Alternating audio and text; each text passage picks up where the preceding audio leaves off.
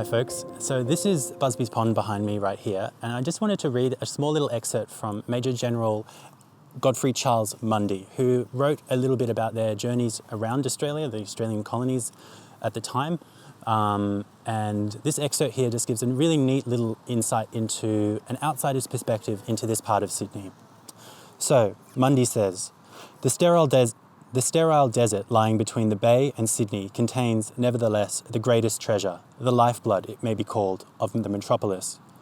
Without a freshwater river built on a rock unfavourable to well digging, without tanks to catch the unfrequent rain, Sydney would die of thirst, and die unwashed if it were not for the Lachlan Swamp. This is a huge sponge lying in the midst of a sand desert and discharging itself lazily into Botany Bay. A tunnel about 2 miles long has been cleverly constructed to convey the precious element to the town, where it is placed for distribution in the hands of the corporation, who are permitted to remunerate themselves by a rate upon households, amounting, I think, to about £2,000 a year. At several periods, but particularly 1849, a panic arose and was stimulated by the public press on the subject of the supply of water. The sponge was in danger, indeed showed strong symptoms of being squeezed dry.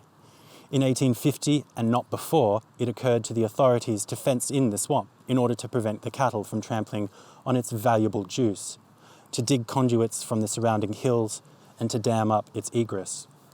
Engineers were, moreover, consulted as to the practicability and expediency of constructing a canal from the Nepean River, 35 miles distant, a plan which must someday be carried out.